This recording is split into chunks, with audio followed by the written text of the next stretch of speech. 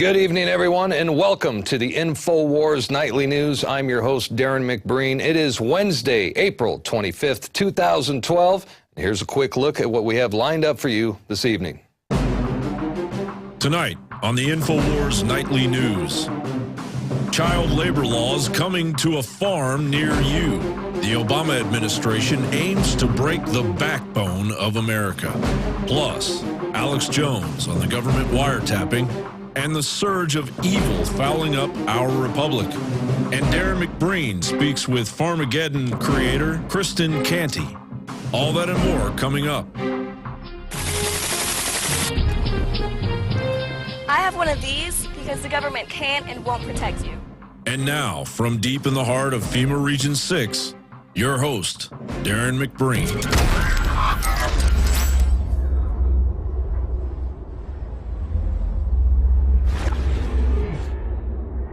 All that and more coming up during the next 30 minutes or so. But first, let's move right on to our top headlines. This one out of the Daily Caller, as there is a proposal from the Obama administration to prevent children from having to do farm chores.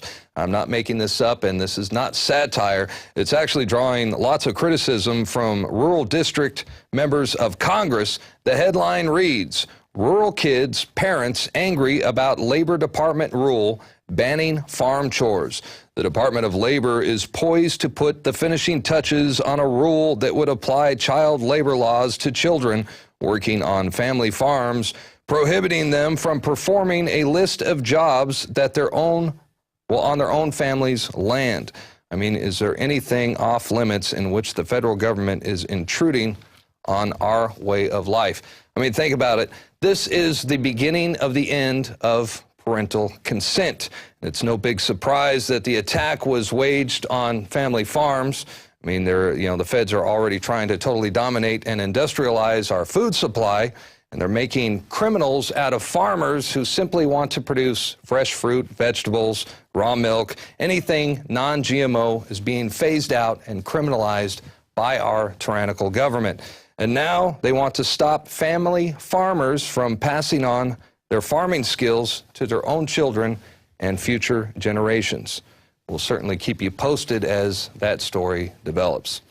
Congressman said he was targeted for a grope down by the TSA. And I like that OTS, Marcos.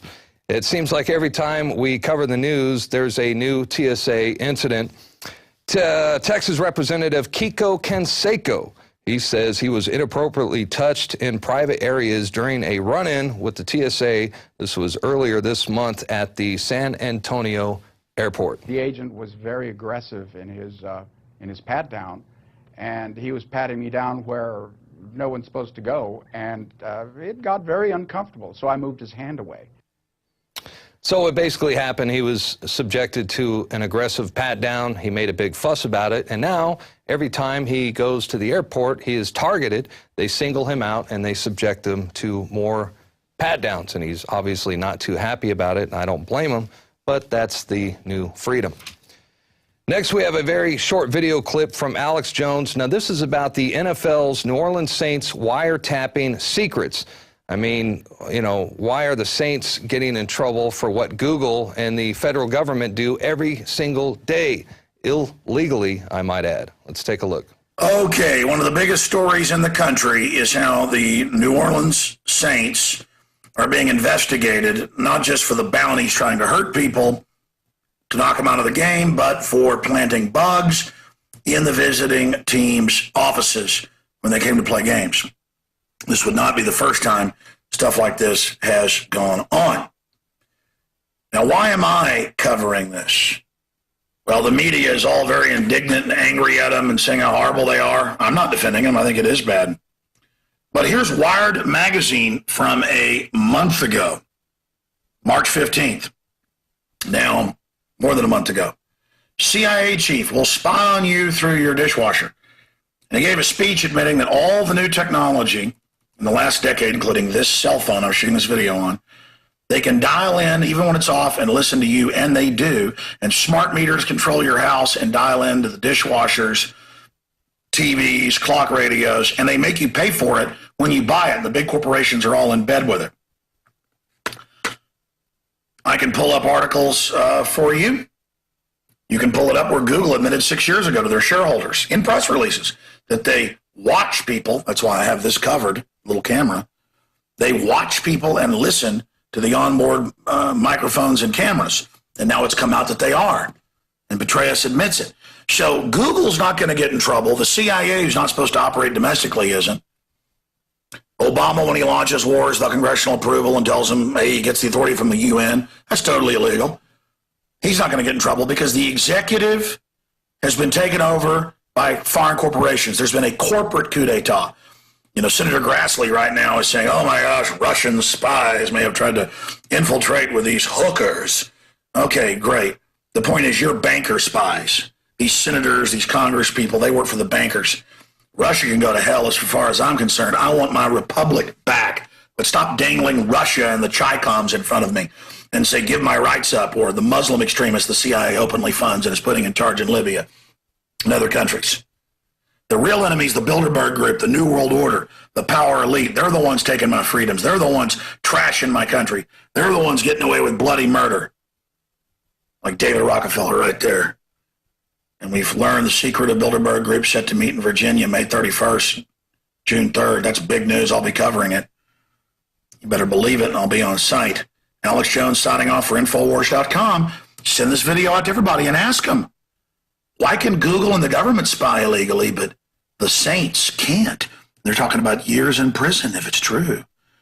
Why is that? Because you have a lawless criminal government. The TSA can't legally grab your daughter's crotch or your wife's breast, but they do it. It's called tyranny. It's called lawless trash running wild. And speaking of lawless trash, President Obama opposes CISPA, but he will sign it anyway. Oh, this sounds eerily familiar to the NDAA bait-and-switch tactic where Obama said he opposed the bill, and as we all know, well, he ended up signing it. Now CISPA, the Cyber Intelligence and Protection Act, orders ISPs to share Internet data. That's your Internet data history, my history, all of our emails, all of our websites that we frequent. All data will be shared by the government. And Obama opposes it? Yeah, right. You watch, just like the NDAA bill, Obama will sign CISPA into law, allowing him and future administrations, for that matter, to use the Internet as one giant worldwide wiretap, all in the name of cyber security. Meanwhile, an amendment to CISPA allows the Department of Homeland Security to intercept tax returns. Now, there's an article by Paul Joseph Watson about this posted right on our website, Infowars.com, where Watson points out that not only would the amendment give Big Sis the power to monitor all government networks, it could also allow Homeland Security to monitor the communications of the federal courts and Congress and intercept tax returns to the IRS. Again, the full article by Paul Watson posted on our website. Finally, this one is out of Tennessee. Study finds more chemicals and medications in our drinking water. Now, this is happening in more and more cities across the nation. A study has found what starts out in someone's personal medicine cabinet is often finding its way into the glass of water consumed by Tennessee residents. At one time, we were told to flush unused drugs down the toilet, but new studies, including one done here in Tennessee, show this is a practice that needs to stop. Your H2O may contain caffeine, hand sanitizers, ibuprofen, Prozac, and insect repellent. These are compounds that typically aren't monitored in drinking water. They're getting in our water through our waste, but a common habit could also be contributing. The habit of flushing unwanted and unused drugs. I think that the average... So the pathway from the toilet to the stream is pretty direct, and that's a quote from the hydrologist with the U.S. Geological Survey. Well, isn't that special? All right, now another clip sent to us by none other than Alex Jones. This is about the elite and how they like to operate out in the open. Always entertaining and informative. Here's a short clip by none other than Alex Jones.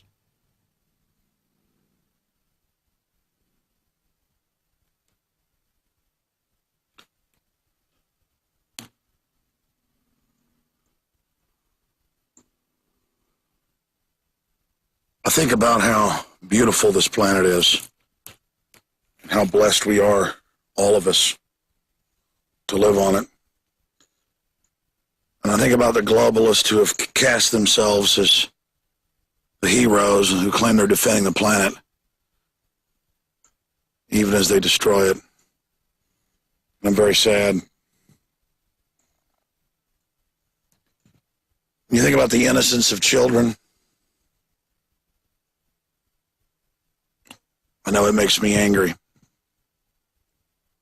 The New World Order revels in corruption, revels in oppression, and in scientifically obliterating humanity.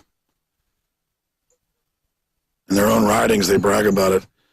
And I think about how fast they're moving, how they're trying to break our will right now, letting John Corzine steal all those billions of dollars and be caught lying and didn't get in trouble. I think about how the Washington Post now just brags and admits the Bilderberg Group basically vets and chooses the two-party major candidates, decide who's going to get the funding and the media coverage to get in there. I think about how extrajudicially people didn't believe that the NDAA would allow secret arrest and imprisonment of Americans, and then now it's just admitted. I also think about how the IRS is trying to get legislation passed. It's passed the Senate, it's in the House, to let them take your passport and not let you travel if they say you haven't paid taxes. No judge, no jury, no due process. Then they're a Federal Reserve collection agency on top of it. Don't even fund the country.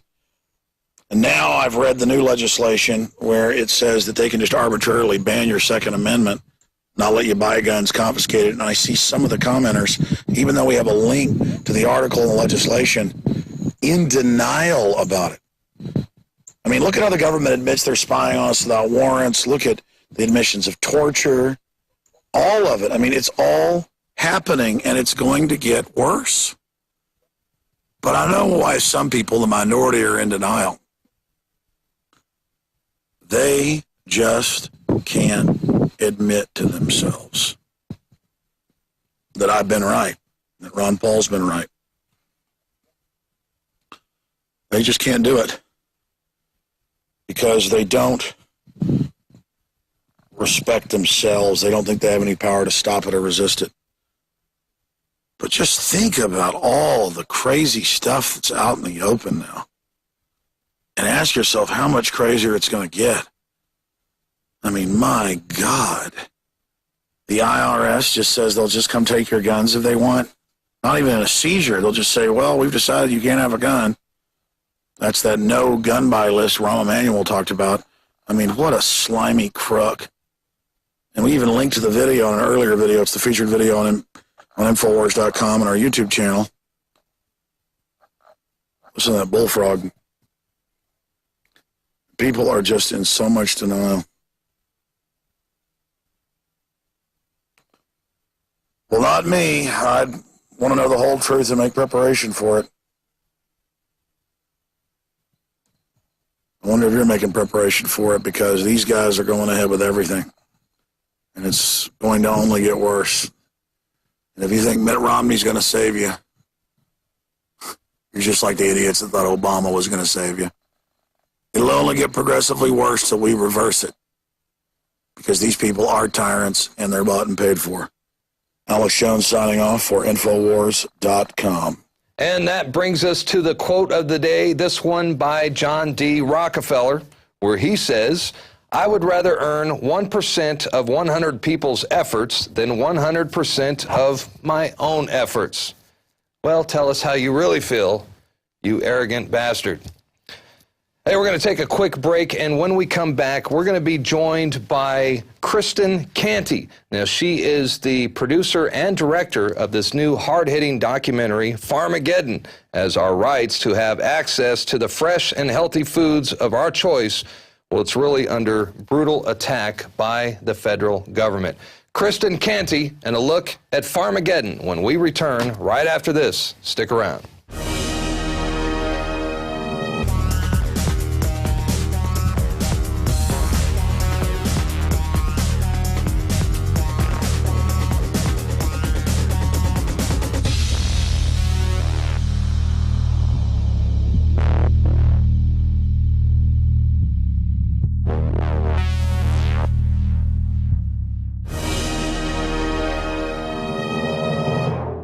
And we are back. Thank you for joining us. This is the Infowars Nightly News. Once again, I'm your host, Darrin McBreen.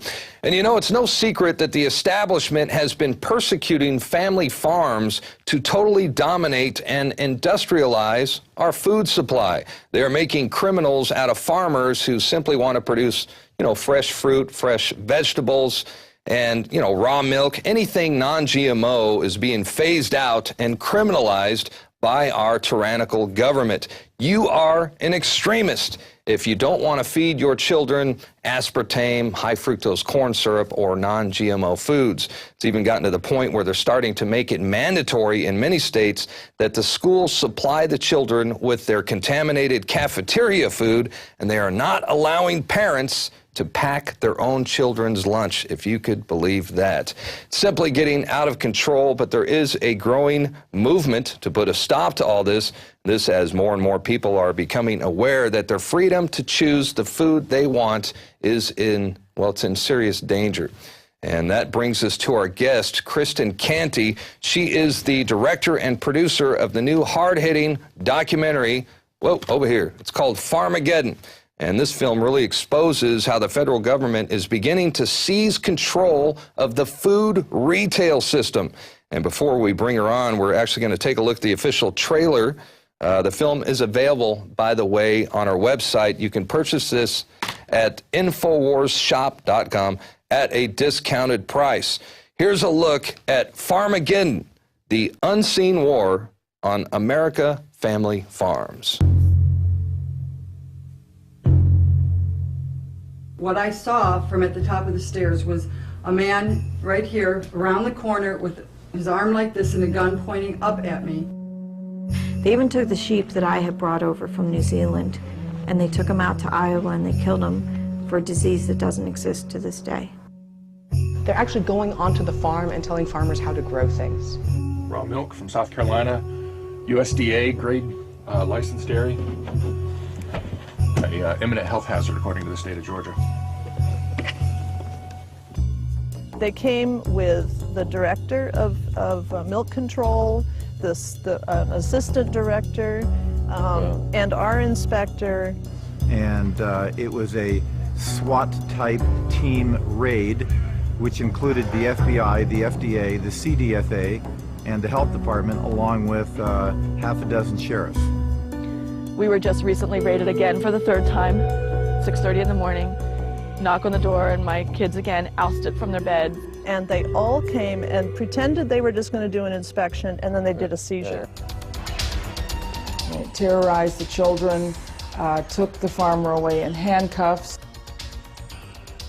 It is alarming these days to hear more and more about what's happening with farmers and certain restrictions, and they're running into trouble with the government when the people who are producing sort of the most unnatural processed foods are just running along producing all that stuff. The only option consumers will be left with is the grocery store chains buying from these huge processing plants. Energy doesn't win, the farmer doesn't win, the birds don't win, the eater doesn't win. Nobody wins in that system. There aren't a lot of advocates right now for sustainable farming and organic farmers within our government, and I'm hoping that the public pressure and the support of local foods is starting to push change. Smile for the camera. Some terrible things are happening out there. America, wake up. I mean, these things are starting to happen, and if we don't have a huge outcry, it will continue to happen.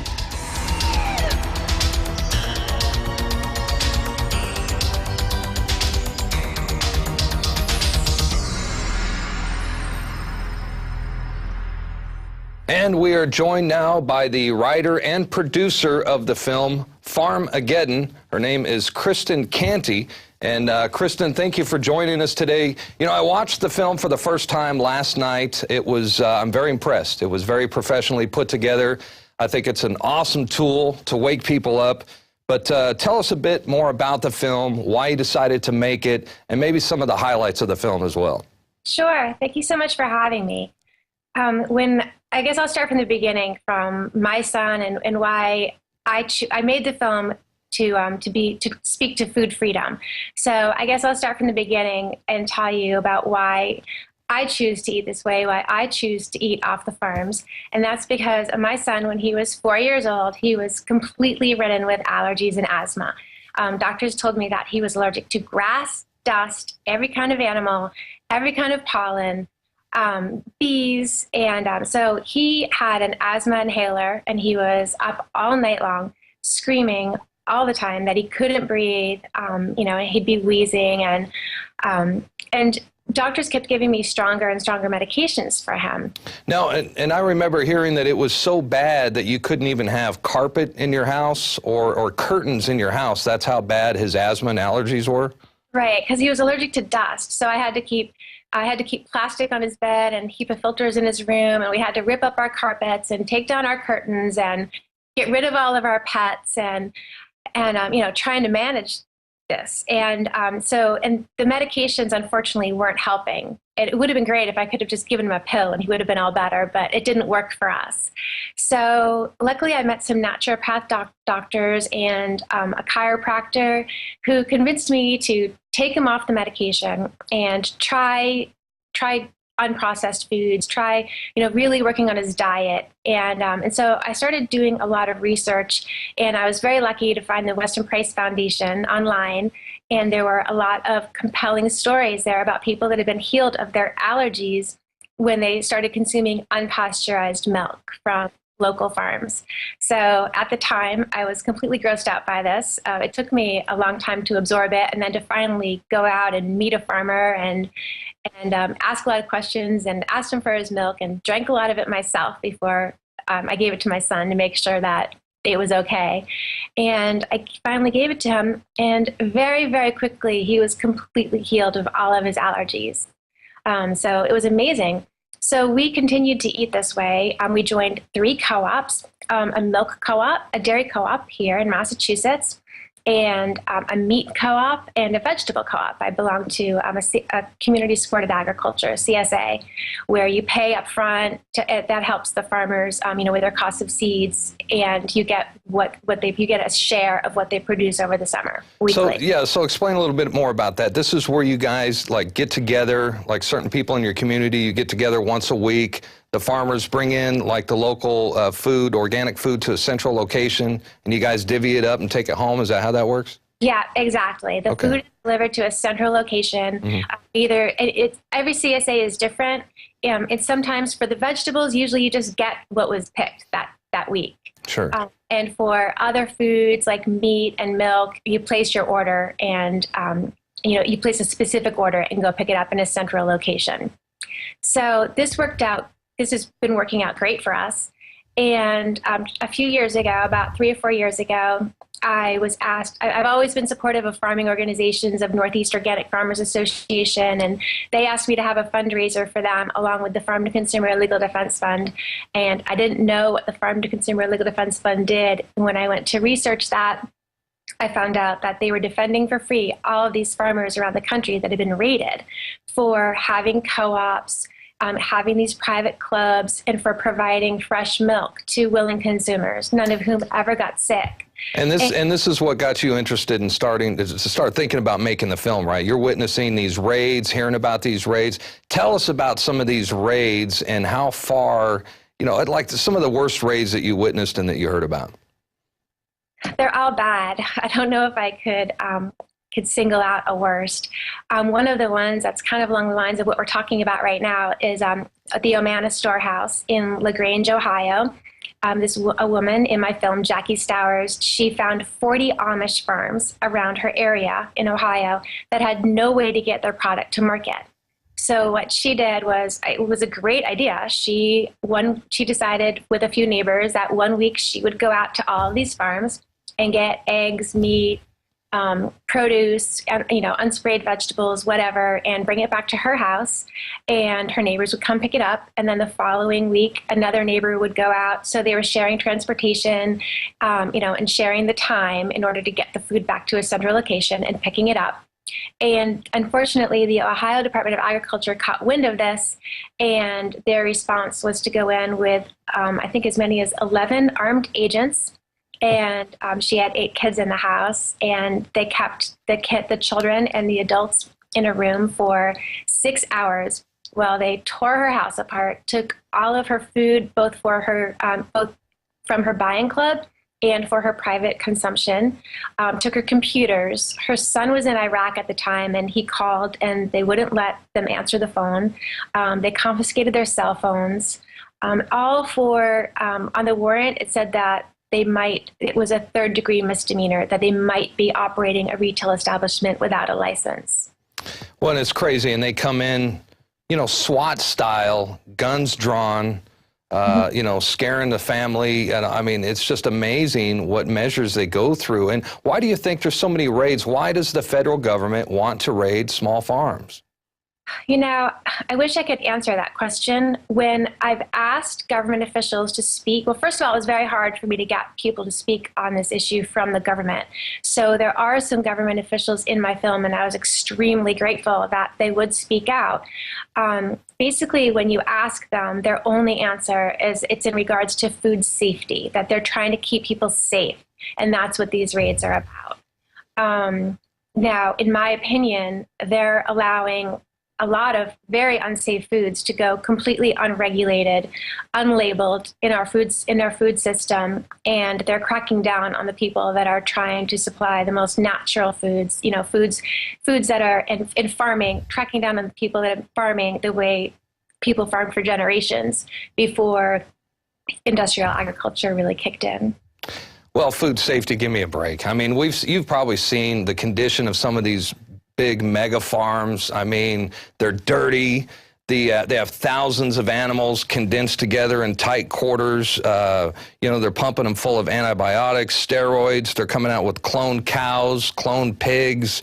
I mean, it's frankenfood, and it's no wonder that a lot of people are beginning to ask for organic food and seeking alternatives. I mean, you know, but if the government gets their way, we're not going to have a choice.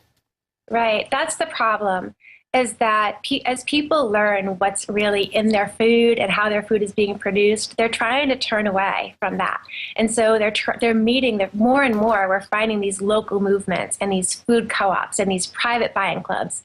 In Maine, they're trying to pass food sovereignty laws that says that the government cannot, anything bought and sold in the town or in the county, you know, can't be infringed upon by the federal government.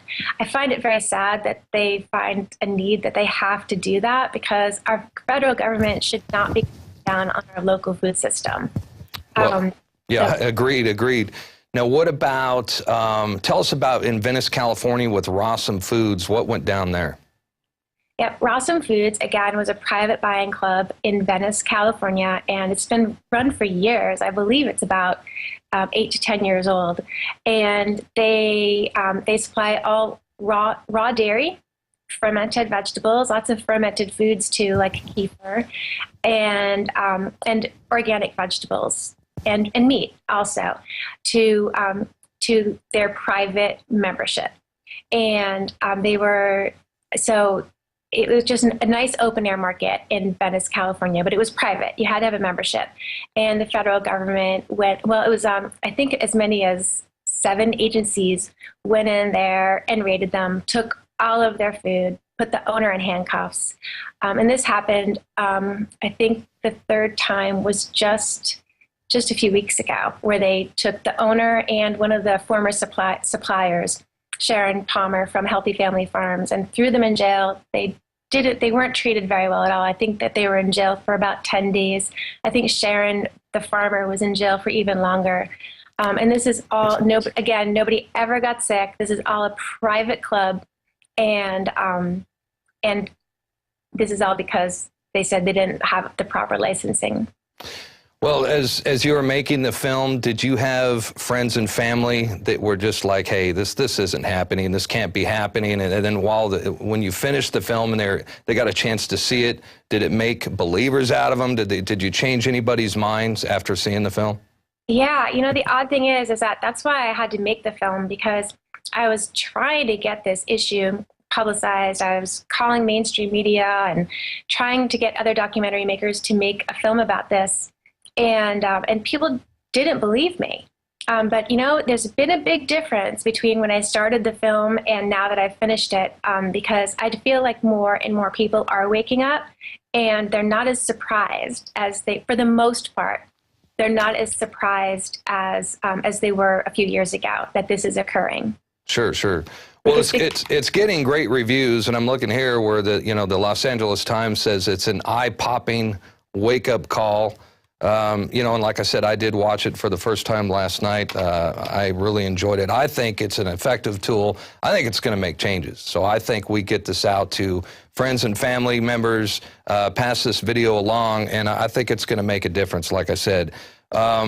Tell us more about what's happening now. Is there a movement? What can we do to stop this tyrannical takeover of our food supply?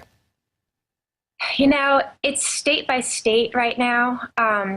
The FDA is having monthly meetings with your state health departments, and I think these conversations are called Healthy People 2020.